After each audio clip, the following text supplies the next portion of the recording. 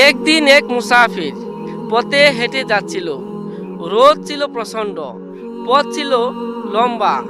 হঠাৎ সে দেখল রাস্তার পাশে এক সুন্দর বাগান, ছায়া আছে, ফল আছে, পানি আছে। মুসাফির মনে করলো এখানেই থেকে যাই, কত শান্তি। সে একটু বসলো, ফল খেলো, বিশ্রাম নিল। কিন্তু কিছুক্ষণ পর বাগানের মালিক এসে বলল, এটা তোমার থাকার জায়গা না, একটু বিশ্রাম নিতে পারো কিন্তু থাকতে পারবা না। মুসাফির তখন বুঝলো এই বাগান শুধু অল্প সময়ের জন্য, আসল ঠিকানা তো অনেক দূরে। ঠিক তেমনি এই দুনিয়া সুন্দর, দুনিয়া আরামদায়ক, কিন্তু এটা আমাদের স্থায়ী ঘর নয়।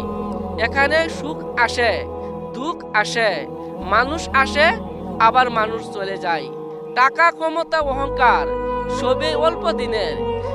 যে এই দুনিয়াকে আসল ঠিকানা বানায় সে ধোঁকায় পড়ে, আর যে এই দুনিয়াকে মুসাফিরখানা মনে করে সে আখিরাতের জন্য প্রস্তুতি নেয়। এটাই বাস্তব।